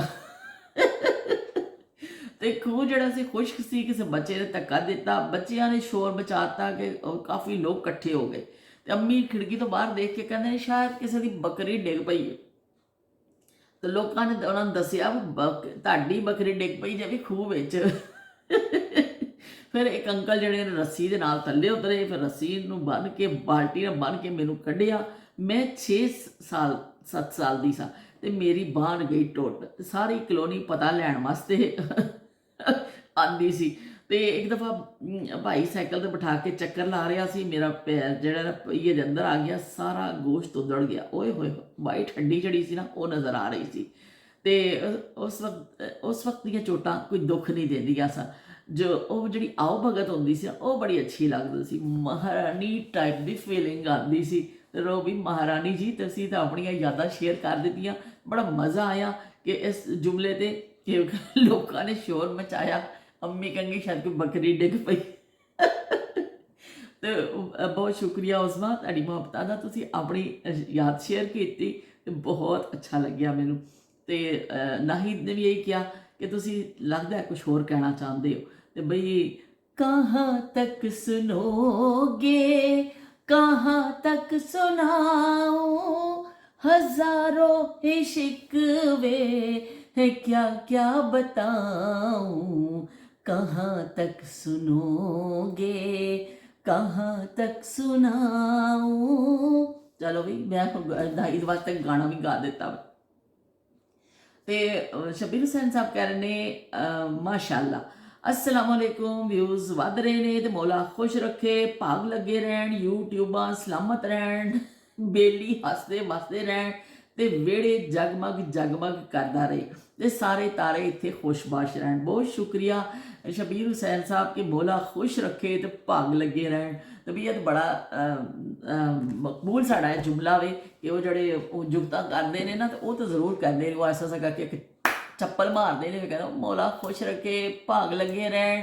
ਤੇ ਉਹ ਬੜਾ ਇੱਕ ਮਜ਼ਾ ਆਉਂਦਾ ਹੈ ਅਸੀਂ ਅੱਜ ਸੁਣਨੇ ਆ ਨਾ ਜੁਗਤਾਂ ਵਗੈਰਾ, ਤਾਂ ਬੜਾ ਚੰਗਾ ਲੱਗਦਾ ਵੇ। ਤੇ ਤੁਸੀਂ ਵੀ ਬਿਲਕੁਲ ਉਸੇ ਸਟਾਈਲ ਨਾਲ ਲਿਖਿਆ ਵੇ। ਬਹੁਤ ਸ਼ੁਕਰੀਆ ਜੀ ਤੁਹਾਡੀ ਮੁਹੱਬਤਾਂ ਦਾ। ਤੇ ਚਲੋ ਸ਼ੁਕਰ ਹੈ ਕੁਛ ਥੋੜ੍ਹੇ ਜਿਹੇ ਵਿਊਜ਼ ਵੱਧ ਜਾਣਗੇ, ਅਸੀਂ ਤਾਂ ਇੰਨੇ 'ਚ ਹੀ ਖੁਸ਼ ਹੋ ਜਾਂਦੇ ਮਾੜੇ ਮੋਟੇ ਉਹਦੇ ਵਿਊਜ਼ 'ਤੇ ਹੀ। ਤੇ ज़ीशान गुल ने बड़ी ज़बरदस्त गल लिखी है। उन्होंने लिखा है सबसे खूबसूरत और साफ़ ज़ुबान रवैयों की होती है, कुछ कहना सुनना भी नहीं पड़ता और सारी बात भी समझ लग जाती है। तो नाल उन्होंने बनाते ने देव। तो वाकई जी ज़ीशान गुल बहुत शुक्रिया, तुसीं साडे विहड़े विच आए हो ਤੇ ਤੁਸੀਂ ਆ ਕੇ ਕਮੈਂਟ ਵੀ ਕੀਤਾ। ਮੈਂ ਉਦੋਂ ਵੀ ਕਿਹਾ ਸੀ ਕਿ ਜਿਹੜਾ ਕੋਈ ਕਮੈਂਟ ਕਰਦਾ ਹੋਵੇ ਫਿਰ ਸਾਨੂੰ ਪਤਾ ਚੱਲਦਾ ਕਿ ਸਾਡੇ ਵਿਹੜੇ 'ਚ ਕੌਣ ਆਇਆ ਵੇ। ਤੇ ਕੀ ਕਹਿੰਦੇ ਤੁਸੀਂ ਆਏ, ਤੁਹਾਡਾ ਬਹੁਤ ਸ਼ੁਕਰੀਆ। ਔਰ ਤੁਸੀਂ ਇੰਨਾ ਚੰਗਾ, ਪਰ ਇਹ ਵੇ ਕਿ ਜਿਹੜਾ ਰਵੱਈਏ ਜਿਹੜੇ ਨੇ ਵਾਕਈ ਹਸਾਸ ਲੋਕ ਜਿਹੜੇ ਹੁੰਦੇ ਨੇ ਨਾ, ਉਹਨਾਂ ਨੂੰ ਇਹ ਰਵੱਈਏ ਜ਼ਿਆਦਾ ਤਕਲੀਫ ਦਿੰਦੇ ਨੇ। ਹਸਾਸ ਹੋਣਾ ਮੇਰਾ ਖਿਆਲ ਹੈ ਮੁਸ਼ਕਲ ਅੱਜ ਦੇ ਦੌਰ 'ਚ ਜਿਹੜਾ ਬੰਦਾ ਹਸਾਸ ਹੈ ਨਾ, ਉਹ ਜ਼ਿਆਦਾ ਤਕਲੀਫ ਉਠਾਉਂਦਾ ਕਿ ਉਹਨੂੰ ਛੋਟੀ ਤੋਂ ਛੋਟੀ ਗੱਲ ਵੀ ਬਾਜ਼ ਦਫਾ ਇੰਨਾ ਮਸਲਾ ਕਰ ਦਿੰਦੀ ਹੈ ਕਿ ਰਾਤਾਂ ਨੂੰ ਸੋ ਨਹੀਂ ਪਾਉਂਦਾ। ਉਹ ਅਜੀਬ ਉਹਦੀ ਕੈਫੀਅਤ ਹੋ ਜਾਂਦੀ ਹਸਾਸ ਬੰਦੇ ਵਾਸਤੇ। ਤੇ ਮੈਂ ਕਹਿੰਦੀ ਹਾਂ ਕਿ ਹਸਾਸ ਤਬੀਅਤ ਨਹੀਂ ਹੋਣੀ ਚਾਹੀਦੀ। ਤੇ ਆਪਣੇ ਜਿਹੜਾ ਨਾ ਜਿਹੜੇ ਲੋਕ ਹਸਾਸ ਨਹੀਂ ਨੇ ਨਾ, ਉਹ ਬਹੁਤ ਸਾਰੀ ਪਰੇਸ਼ਾਨੀਆਂ ਤੋਂ ਬਚ ਜਾਂਦੇ ਨੇ। ਹਸਾਸ ਲੋਕ ਜਿਹੜੇ ਨੇ ਉਹ ਫਸ ਜਾਂਦੇ ਨੇ। ਉਹ ਰਵੱਈਆਂ ਦੇ ਜਿਹੜੇ ਨਾ ਉਹਨਾਂ ਨੂੰ ਸਮਝ ਲੱਗ ਜਾਂਦੀ ਹੈ ਸਾਰੀ ਗੱਲ, ਤੇ ਉਹ ਫਿਰ ਬਸ ਬਈ ਕੁਛ ਕਰ ਨਹੀਂ ਸਕਦੇ। ਤੇ ਲਵਲੀ ਟਾਕ ਨਸੀਮਾ ਡਾਰ ਲਿਖਦੇ ਨੇ ਲਵਲੀ ਟਾਕਿੰਗ ਤੇ ਅੱਛਾ ਲੱਗਦਾ ਹੈ ਪੁਰਾਣੀ ਬਾतें ਸੁਣकर, ਥੈਂਕਸ। ਉਹਨਾਂ ਨੇ ਕਿਹਾ ਬਹੁਤ ਸ਼ੁਕਰੀਆ ਨਸੀਮਾ ਤੁਹਾਡੀ ਮੁਹੱਬਤਾਂ ਦਾ ਕਿ ਤੁਸੀਂ ਵੀ ਸਾਡੇ ਨਾਲ ਆ ਜਾਂਦੇ ਹੋ। ਔਰ ਸਭ ਤੋਂ ਪਿਆਰੀ ਗੱਲ ਹੈ ਵੀ ਕਿ ਤੁਸੀਂ ਆਂਦੇ ਤੇ ਨਾਲ ਹੈਗੇ ਹੀ ਹੋ, ਤੁਸੀਂ ਨਾਲ ਕਮੈਂਟ ਕਰਦੇ ਹੋ। ਤੇ ਕਿਉਂਕਿ ਕਮੈਂਟ ਦੇ ਨਾਲ ਹੀ ਮੈਨੂੰ ਪਤਾ ਚੱਲਦਾ ਵੇ ਨਾ ਕਿ ਵੀ ਕਿਹੜਾ ਬੰਦਾ ਮੇਰੇ ਵਿਹੜੇ 'ਚ ਆਇਆ ਵੇ, ਕਿਹਨੇ ਹਾਜ਼ਰੀ ਲਾਈ ਹੈ, ਕਿਹੜੇ ਨੇ ਆ ਕੇ ਮੇਰੀ ਗੱਲ ਸੁਣੀ, ਮੈਨੂੰ ਕਮੈਂਟ ਤੋਂ ਹੀ ਪਤਾ ਚੱਲਦਾ ਵੇ। ਤਾਂ ਬਹੁਤ ਸ਼ੁਕਰੀਆ ਤੁਹਾਡੀਆਂ ਮੁਹੱਬਤਾਂ ਦਾ ਨਸੀਮਾ ਡਾਰ। ਤੁਸੀਂ ਹਮੇਸ਼ਾ ਕਮੈਂਟ ਕਰਦੇ ਹੋ ਔਰ ਤੁਹਾਨੂੰ ਇਹ ਗੱਲਾਂ ਵੀ ਚੰਗੀਆਂ ਲੱਗਦੀਆਂ। ਔਰ ਤੁਸੀਂ ਇੱਕ ਦਿਨ ਮੈਨੂੰ ਇਹ ਵੀ ਕਿਹਾ ਸੀ ਕਿ ਮੈਂ ਤੁਹਾਡੇ ਹੀ ਦੌਰ ਦੀਆਂ ਨੇੜੇ ਤੇੜੇ ਦੀਆਂ ਸੀ, ਅਤੇ ਫਿਰ ਉਸ ਜ਼ਮਾਨੇ ਦੇ ਲੋਕਾਂ ਨੂੰ ਤਾਂ ਜ਼ਿਆਦਾ ਚੰਗਾ ਲੱਗਦਾ ਵੇ। ਕਿਉਂਕਿ ਜਿਹੜਾ ਤੁਹਾਡਾ ਗੁਜ਼ਰਿਆ ਵਕਤ ਹੁੰਦਾ ਵੇ ਨਾ, ਉਹ ਸਾਰੀ ਲੌਟ ਕੇ ਤੇ ਆਉਣਾ ਨਹੀਂ ਹੁੰਦਾ, ਬੜਾ ਕੀਮਤੀ ਵਕਤ ਹੁੰਦਾ। ਉਹ ਯਾਦਾਂ ਜਿਹੜੀਆਂ ਨੇ, ਅਤੇ ਉਹ ਫਿਰ ਤੁਸੀਂ ਉਹਨਾਂ ਦਾ ਜਿਹੜਾ ਨਾ ਉਹਨੂੰ ਥੋੜ੍ਹਾ ਜਿਹਾ ਦਿਮਾਗ ਨੂੰ ਘੋੜੇ ਜਿਹੜੇ ਦੌੜਾਉਂਦੇ ਹਾਂ ਅਸੀਂ ਉਸ ਵਕਤ ਨੂੰ ਯਾਦ ਕਰ ਲੈਂਦੇ ਹਾਂ। ਦੇਖੋ ਅੱਜ ਅਸੀਂ ਦਾਈ ਦਾ ਜ਼ਿਕਰ ਕੀਤਾ, ਅਤੇ ਉਹ ਕੀ ਕਹਿੰਦੇ ਨੇ ਹੁਣ ਬਹੁਤ ਘੱਟ ਹੋ ਗਈਆਂ ਨੇ ਦਾਈਆਂ। ਹੁਣ ਉਹ ਦੌਰ ਖ਼ਤਮ ਹੋ ਗਿਆ ਜਿਹੜਾ ਉਹਨਾਂ ਦਾ ਹੁੰਦਾ ਸੀ। ਉਹਨਾਂ ਨੂੰ ਘਰ ਜਾ ਕੇ ਬੁਲਾਇਆ ਜਾਂਦਾ ਸੀ, ਉਹਨਾਂ ਦੀ ਖਿਦਮਤ ਲਈਆਂ ਜਾਂਦੀਆਂ ਸਨ। ਹੁਣ ਲੋਕ ਹੌਸਪੀਟਲਸ ਵਿੱਚ ਜਾਂਦੇ ਨੇ, ਬੜੇ ਬੜੇ ਆਪਰੇਸ਼ਨਸ ਹੋ ਰਹੇ ਨੇ, ਬੜੇ ਬੜੇ ਇਖਰਾਜਾਤ ਬਰਦਾਸ਼ਤ ਕਰਨੇ ਪੈਂਦੇ ਨੇ, ਕਿਉਂਕਿ ਨਾਰਮਲ ਡਿਲੀਵਰੀ ਹੁਣ ਡਾਕਟਰਾਂ ਨੇ ਸ਼ਾਇਦ ਕਰਨੀ ਛੱਡ ਦਿੱਤੀ ਹੈ ਕਿ ਉਹ ਪੈਸਾ ਕਮਾਉਣ ਦਾ ਸ਼ਾਇਦ ਇੱਕ ਜ਼ਰੀਆ ਬਣ ਗਿਆ ਹੈ ਕਿ ਕਿਉਂਕਿ ਮੈਂ ਬਹੁਤ ਘੱਟ ਦੇਖਣੀ ਆ ਕਿ ਕੁਛ ਇਸ ਤਰ੍ਹਾਂ। ਪਰ ਨਾ ਉਹ ਜ਼ਮਾਨੇ ਐਸੇ ਸਨ ਕਿ ਉਸ ਜ਼ਮਾਨੇ 'ਚ ਕਿਸ ਤਰ੍ਹਾਂ ਇਸ ਤਰ੍ਹਾਂ ਇੱਕ ਕੁਦਰਤ ਦਾ ਜਿਹੜਾ ਤਰੀਕਾ ਵੇ ਉਹ ਜਿਹੜਾ ਵੇ ਉਹਨੂੰ ਕੋਈ ਕਿਸ ਤਰ੍ਹਾਂ ਜੁਟਲਾ ਸਕਦਾ ਵੇ। ਇੰਨੇ ਆਪਰੇਸ਼ਨਸ ਅੱਜ ਕੱਲ੍ਹ ਤੁਸੀਂ ਦੇਖੋ ਹੌਸਪੀਟਲਸ ਜਾਓ ਤਾਂ ਤੁਸੀਂ ਅੱਲਾ ਮਾਫੀ ਕਿ ਬੜੇ ਬੜੇ ਜਿਹੜੇ ਲੋਕਾਂ ਨੂੰ ਤਕਲੀਫਾਂ ਨੇ, ਅਤੇ ਬਸ ਉਹ ਦਾਈਆਂ ਜਿਹੜੀਆਂ ਨੇ ਉਹ ਬੜਾ ਅੱਛਾ ਉਹਨਾਂ ਦਾ ਟਾਈਮ ਸੀ। ਇੰਨਾ ਸੋਹਣਾ ਆ ਕੇ ਉਹ ਉੱਠਦੀਆਂ ਹੁੰਦੀਆਂ ਸਨ, ਨੱਪਦੀਆਂ ਹੁੰਦੀਆਂ ਸਨ। ਔਰ ਫਿਰ ਮਜ਼ੇ ਦੀ ਗੱਲ ਹੈ, ਬੱਚੇ ਦੇ ਛਿਰੇ ਤੱਕ ਉਹ ਬੱਚੇ ਦੇ ਕੱਪੜੇ ਵੀ ਧੋ ਕੇ ਪਾ ਕੇ ਜਾਂਦੀਆਂ ਹੁੰਦੀਆਂ ਸਨ। ਕਿ ਨਵਾਉਣਾ ਤੇ ਜਿਹੜੇ ਬੱਚੇ ਦੇ ਕੱਪੜੇ ਉਤਰਨੇ ਨਾ, ਉਹ ਵੀ ਉਹਨਾਂ ਨੇ ਧੋ ਕੇ, ਛੋਟੇ ਛੋਟੇ ਕੱਪੜੇ ਇੰਨੇ ਸੋਹਣੇ ਲੱਗਦੇ ਸਨ, ਤਾਰਾਂ 'ਤੇ ਪਏ ਹੋਏ ਛੋਟੇ ਛੋਟੇ ਛੋਟੇ ਉਹ ਧੋਤੇ ਕੱਪੜੇ ਜਦੋਂ ਤਾਰਾਂ 'ਤੇ ਲੱਗਦੇ ਨੇ ਨਾ, ਫਿਰ ਬੜੇ ਪਿਆਰੇ ਲੱਗਦੇ ਨੇ। ਕਿਉਂਕਿ ਉਹ ਇੰਨੇ ਬੱਚੇ ਵੈਸੇ ਹੀ ਬੜੇ ਪਿਆਰੇ ਲੱਗਦੇ ਨੇ। ਛੋਟਾ ਜਿਹਾ ਬੱਚਾ ਘਰ 'ਚ ਆ ਜਾਂਦਾ ਨਾ, ਬਸ ਬਈ ਸਾਰੇ ਲੋਕ ਜਿਹੜੇ ਨੇ ਨਾ ਉਸ ਬੱਚੇ ਦੇ ਦਿਵਾਲੇ ਹੋ ਜਾਂਦੇ ਨੇ। ਉਹ ਛੋਟਾ ਬੱਚਾ ਕਹਿੰਦੇ ਨੇ ਅੱਲਾ ਪਾਕ ਭੇਜਦਾ ਵੇ, ਤੁਹਾਡੇ ਇੱਕ ਫਰਿਸ਼ਤੇ ਦਾ ਹੀ ਰੂਪ ਹੁੰਦਾ ਵੇ। ਸਾਡੇ ਅੱਬੂ ਅੱਲਾ ਜੰਨਤ ਨਸੀਬ ਕਰੇ ਕਹਿੰਦੇ ਹੁੰਦੇ ਸਨ ਕਿ ਬੱਚਾ ਜਦੋਂ ਬਸ ਹੱਸਦਾ ਵੇ ਨਾ, ਤੇ ਬੱਚਾ ਜਦੋਂ ਹੱਸਦਾ ਵੇ ਸੁੱਤਾ ਸੁੱਤਾ ਪਿਆ, ਤੇ ਅੱਬੂ ਕਹਿੰਦੇ ਹੁੰਦੇ ਸਨ ਕਿ ਇਹ ਜਿਹੜਾ ਨਾ ਫਰਿਸ਼ਤਾ ਇਹਦੀ ਯਾਦਦਾਸ਼ਤ ਵਧਾਉਂਦਾ ਵੇ। ਫਰਿਸ਼ਤਾ ਆਂਦਾ ਵੇ, ਉਹਨੂੰ ਕੁਝ ਕਹਿੰਦਾ ਵੇ ਤੇ ਬੱਚੇ ਨੂੰ ਗੱਲ ਚੰਗੀ ਲੱਗਦੀ ਹੈ ਤੇ ਬੱਚਾ ਹੱਸਦਾ ਵੇ। ਕਦੀ ਉਹਨੂੰ ਕੁਝ ਐਸੀ ਗੱਲ ਕਹਿੰਦਾ ਵੇ ਤੇ ਉਹ ਬੱਚਾ ਫਿਰ ਰੋਣ ਲੱਗ ਜਾਂਦਾ ਵੇ ਸੁੱਤਾ ਸੁੱਤਾ। ਇਸ ਤਰ੍ਹਾਂ ਬੜਿਆਂ ਦੀਆਂ ਗੱਲਾਂ ਸਨ ਤੇ ਅਸੀਂ ਬੜਾ ਹੁੰਦੇ ਸਨ। ਕੋਈ ਬੱਚਾ ਅਗਰ ਸੁੱਤੇ ਸੁੱਤੇ ਵੇ ਹੱਸਦਾ ਸੀ ਨਾ, ਬੜਾ ਹੀ ਪਿਆਰਾ ਲੱਗਦਾ ਸੀ ਔਰ ਸਾਰੇ ਉਹਦੇ ਵੱਲ ਦੇਖਦੇ ਸਨ। ਉਸ ਮੰਜ਼ਰ ਨੂੰ ਇੰਨਾ ਖੁਸ਼ੀ ਨਾਲ ਦੇਖਿਆ ਜਾਂਦਾ ਸੀ ਕਿ ਸੁੱਤਾ ਪਿਆ ਬੱਚਾ ਹੱਸਦਾ ਪਿਆ, ਪਤਾ ਨਹੀਂ ਉਹਦੇ ਜ਼ੇਨ 'ਚ ਕੀ ਗੱਲ ਆਉਂਦੀ ਹੈ, ਕੀ ਉਹ ਸੋਚਦਾ ਵੇ। ਤੇ ਇਸ ਤਰ੍ਹਾਂ ਉਹ ਜਿਹੜਾ ਨਾੜੂ ਕੱਟਦੇ ਸਨ, ਉਹਦੇ ਉੱਪਰ ਤੇਲ ਲੈ ਕੇ ਨਾ, ਜਿਹੜਾ ਕੋਈ ਵੀ ਤੇਲ ਲੈ ਕੇ, ਜਿਹੜਾ ਦੇਸੀ ਘਿਓ ਹੋ ਗਿਆ ਜਾਂ ਜਿਹੜਾ ਇਸਤੇਮਾਲ ਕਰਦੇ, ਜ਼ਿਆਦਾਤਰ ਤਾਂ ਲੋਕ ਉਸ ਵੇਲੇ ਦੇਸੀ ਘਿਓ ਇਸਤੇਮਾਲ ਕਰਦੇ ਸਨ। ਉਹਦੇ ਵਿੱਚ ਲਸਣ ਦੇ 2-3 ਤੁਰੀਆਂ ਪਾ ਦੇਣੀਆਂ ਛਿਲਕੇ ਸਮੇਤ ਹੀ, ਔਰ ਛੋਟੀ ਜਿਹੀ ਪਿਆਲੀ ਨੂੰ ਰੱਖ ਦੇਣਾ ਆ ਕੇ। ਉਹ ਲਸਣ ਪੱਕ ਪੱਕ ਕੇ ਸੜ ਜਾਂਦਾ ਸੀ ਅੰਦਰ, ਕਾਲੀਆਂ ਹੋ ਜਾਂਦੀਆਂ ਤੁਰੀਆਂ। ਉਹਨਾਂ ਨੂੰ ਬਾਹਰ ਕੱਢ ਦੇਣਾ ਤੇ ਬਸ ਉਹ ਫਿਰ ਬੱਚੇ ਦੇ ਨਾਫ ਦੇ ਉੱਪਰ ਲਾਇਆ ਜਾਂਦਾ ਸੀ। 2-4 ਦਿਨ ਲਾਣਾ ਕਰਨਾ ਤੇ ਚਲੋ ਜੀ ਧੁੰਨੀ ਠੀਕ ਹੋ ਜਾਣੀ ਤੇ ਚਲੋ ਅੱਲਾ ਅੱਲਾ ਤੇ ਖੈਰ ਸੱਲਾ। ਤੇ ਇਸ ਤਰ੍ਹਾਂ ਇਹ ਚੀਜ਼ਾਂ ਹੁੰਦੀਆਂ ਸਨ। ਤੇ ਬੱਚੇ ਦੇ ਖਤਨੇ ਹੁੰਦੇ ਸਨ, ਉਹਨਾਂ ਦੇ ਵੀ ਜ਼ਖਮ ਵਾਸਤੇ ਇਹ ਚੀਜ਼ ਲਾਈ ਜਾਂਦੀ ਸੀ। ਜਿਹੜਾ ਲਸਣ ਸਾੜ ਕੇ ਉਹਦਾ ਤੇਲ ਜਿਹੜਾ ਵੀ ਬੱਚੇ 'ਤੇ ਲਾਇਆ ਜਾਂਦਾ ਸੀ ਤੇ ਬੱਚਾ ਦੇਣਾ। ਤੇ ਬੱਚੇ ਦੀ ਸਿਹਤ ਵਾਸਤੇ ਫਿਰ ਉਦੋਂ ਹੁੰਦਾ ਸੀ ਨੁਸ਼ਾਦਰ ਤੇ ਸੁਹਾਗਾ। ਇਹ 2 ਚੀਜ਼ਾਂ ਹਮ ਵਜ਼ਨ ਲੈ ਕੇ ਉਹਨਾਂ ਨੂੰ ਥੋੜ੍ਹੀ ਜਿਹੀ ਤਵੇ 'ਤੇ ਭੁੰਨ ਕੇ ਉਹਨੂੰ ਪੀਸ ਲਿਆ ਜਾਂਦਾ ਸੀ। ਫਿਰ ਜਿਵੇਂ ਬੱਚੇ ਨੂੰ ਨਵਾਇਆ ਜਾਂਦਾ ਸੀ ਨਾ, ਮਾਲਿਸ਼ ਕਰ ਲਈ, ਨਵਾਲੀ ਕਰ ਲਈ, ਇੰਨੀ ਜਿਹੀ ਜ਼ਰਾ ਜਿਹੀ ਚੁਟਕੀ ਉਹਦੀ ਲੈ ਕੇ ਬੱਚੇ ਨੂੰ ਚਟਾ ਦਿੱਤੀ ਜਾਂਦੀ ਸੀ।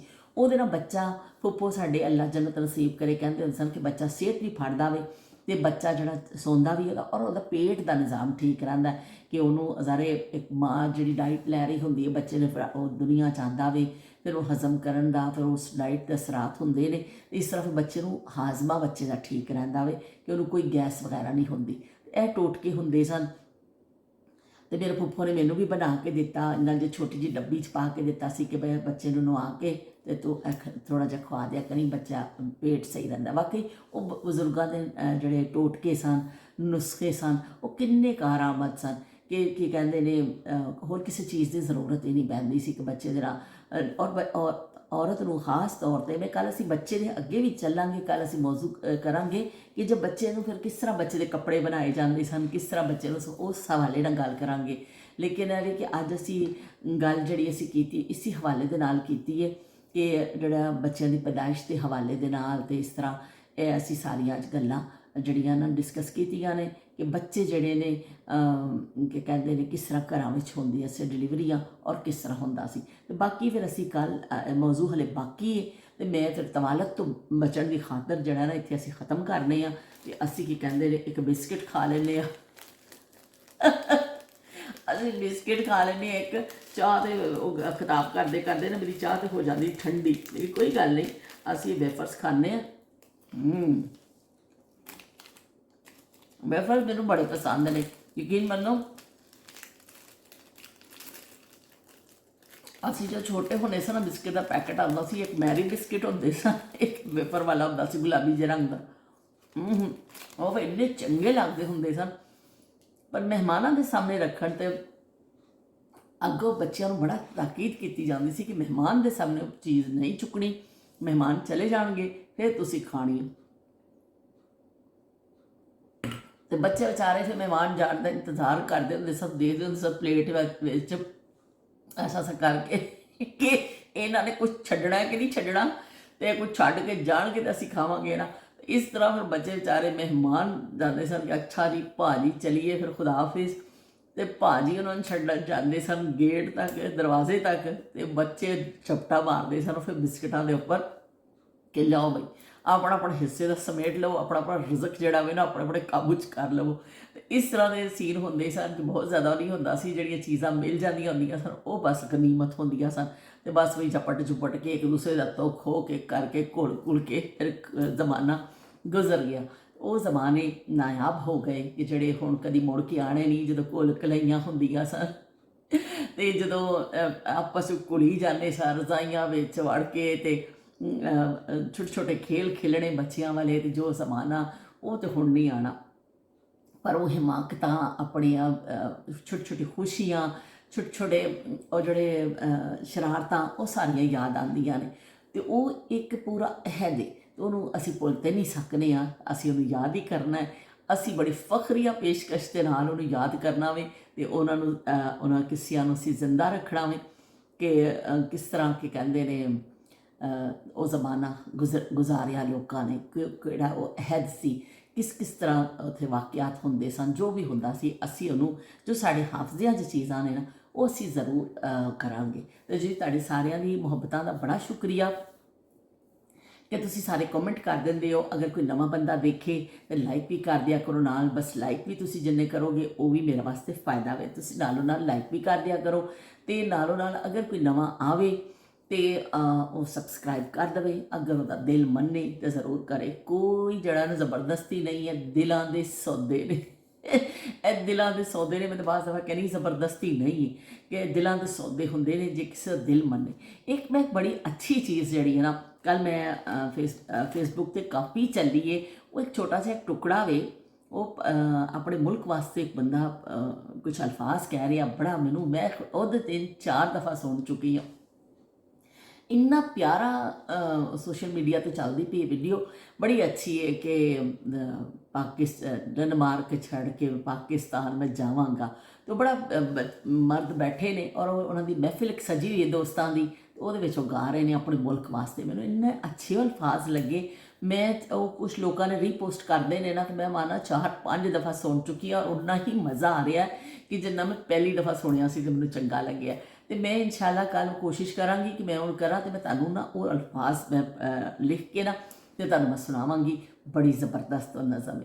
ਤੇ ਬਹਿਰਹਾਲ ਐਵੇਂ ਕਿ ਫਿਰ ਮਿਲਦੇ ਹਾਂ ਅਸੀਂ ਇੱਕ ਨਵੀਂ ਗੱਲ ਦੇ ਨਾਲ, ਨਵੀਂ ਯਾਦ ਦੇ ਨਾਲ। ਸਾਡੀ ਚਾਹ ਹੋ ਗਈ ਹੈ ਠੰਡੀ, ਠੰਡੋ ਹੋ ਗਈ ਹੈ, ਤੇ ਇਹਨੂੰ ਅਸੀਂ ਕਰਾਂਗੇ ਗਰਮ। ਤੇ ਫਿਰ ਅਸੀਂ ਕੀ ਕਹਿੰਦੇ ਨੇ, ਫਿਰ ਮਿਲਦੇ ਹਾਂ ਤੁਹਾਡੇ ਨਾਲ ਇੱਕ ਨਵੀਂ ਗੱਲ ਦੇ ਨਾਲ, ਨਵੀਂ ਯਾਦ ਦੇ ਨਾਲ। ਤੇ ਅੱਲਾ ਹਾਫਿਜ਼।